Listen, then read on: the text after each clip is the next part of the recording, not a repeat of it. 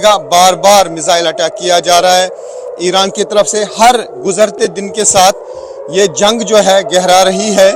अभी देखना होगा कि कहां से ये अटैक होगा। अभी लोग जो हैं बंकर में जा रहे हैं, जैसा कि आप देख सकते हैं। जो भी इर्द गिर्द लोग हैं वो बंकरों में जा रहे हैं और हमारी नज़र अब रहेगी आसमान पर।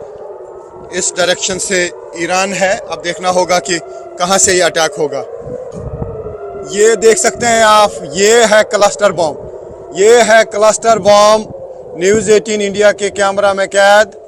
ये आप देख सकते हैं बहुत ज़्यादा बम बिखर रहे हैं।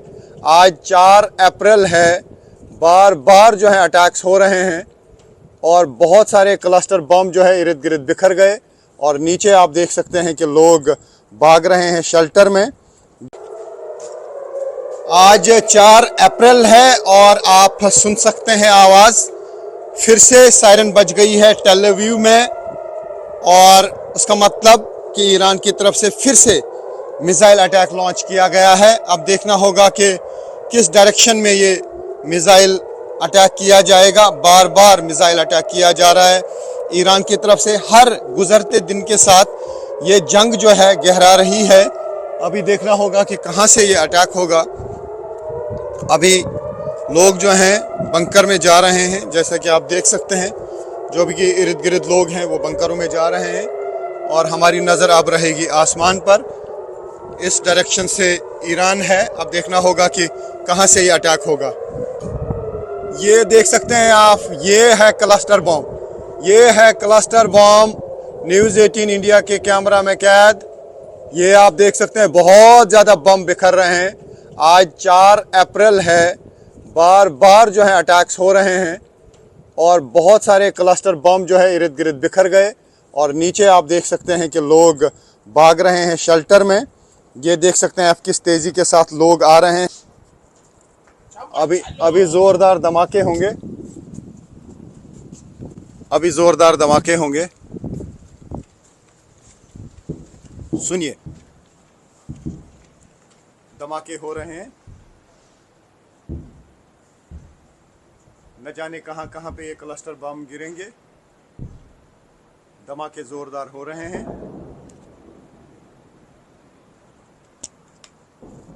तो आप सुन सकते हैं जोरदार धमाके हो रहे हैं।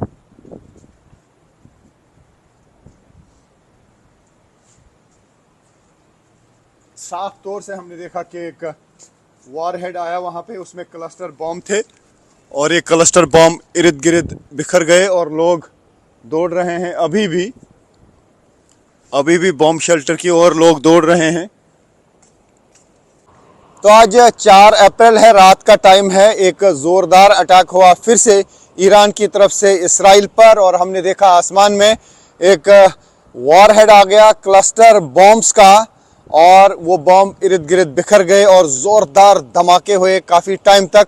क्योंकि ये जो क्लस्टर वॉरहेड आता है उसमें काफ़ी सारे बॉम्बलेट्स होते हैं और जब वो आसमान में बिखर जाते हैं, बताया जा रहा है कि करीब 8 किलोमीटर एरिया तक मार कर देता है, यानी 8 किलोमीटर के एरिया में वो फैल जाते हैं और अलग अलग स्पॉट्स पे वो फिर धमाके हो जाते हैं और उसमें काफ़ी नुकसान हो जाता है कई जगहों पे।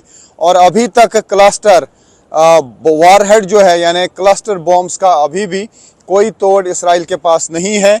जब भी वहाँ से मिसाइल आता है, वॉरहेड आता है, तो उसमें क्लस्टर बॉम्ब्स देखे जाते हैं और उसका इंटरसेप्शन नहीं होता है। क्योंकि अगर इंटरसेप्ट करने भी पड़े तो फिर अगर उसमें 80 बॉम्ब्स होते हैं तो 160, कम से कम 160 फिर अभी इंटरसेप्टर्स लगाना पड़ेंगे जो एयर डिफेंस सिस्टम को खाली कर सकता है। तो ऐसे में इंटरसेप्टर्स नहीं भेजे जाते हैं उस वॉरहेड के लिए जिसमें क्लस्टर बॉम्ब होते हैं। तो फिलहाल अटैक्स का सिलसिला जारी है।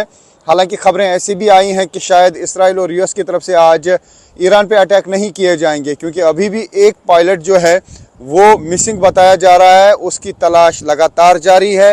हालांकि इसराइल की तरफ से दावा किया गया है कि एक पायलट को रेस्क्यू किया गया है। आपको मालूम होगा कि एक F-15E फाइटर जेट जो है उसको मार गिराया गया है ईरान में और उसमें 2 पायलट सवार थे। एक के बारे में दावा किया है इसराइल ने कि एक को जिंदा रेस्क्यू किया गया है और एक की तलाश अभी जारी है। ईरान की तरफ से भी लोगों से कहा गया है कि वो अगर कहीं पर भी पायलट को देखेंगे तो फ़ौरन वो IRGC को इन्फॉर्म करें और उसके लिए एक रिवॉर्ड भी अनाउंस किया गया है। तो फिलहाल ऐसा लगता है कि ये जंग जो है लगातार गहरा रही है, हर गुजरते दिन के साथ गहरा रही है। ये जंग न सिर्फ इसराइल और ईरान में बल्कि लेबनान में भी लगातार जंग जारी है, इसराइली फोर्सेस और हिजबुल्लाह के दरमियान। साथ ही कुवैत पे भी जो नए हमले हुए हैं वहाँ पर भी काफ़ी नुकसान हुआ है। साथ ही UAE हो या फिर सऊदी अरब हो और कतर हो या बहरीन हो और या फिर इराक हो, ये सारी जगहें जो हैं लगातार ईरान के निशाने पर हैं। तो फिलहाल जिस तरीके से काफ़ी इम्पोर्टेंट जगहों पे अभी तक US और इसराइली फोर्सेस ने ईरान में हमले किए हैं, तो ईरान ने भी बताया जा रहा है कि काफ़ी जगहों की एक लिस्ट बनाई है और अगर US और इसराइली फोर्सेस का हमला जारी रहा तो उस लिस्ट के मुताबिक भी फिर ईरान हमले कर सकता है। हालांकि डोनाल्ड ट्रंप और इसराइली फोर्सेस ने दावा किया था कि ईरान की कैपेबिलिटी कम हुई है, लेकिन जिस तरीके से लगातार अटैक किए जा रहे हैं, ईरान की तरफ से बार बार अटैक किए जा रहे हैं, या फिर जिस तरीके से F-15E फाइटर जेट गिराया गया, उससे लगता है कि ईरान की कैपेबिलिटी कम नहीं बल्कि लगातार जवाब देने की अभी भी है।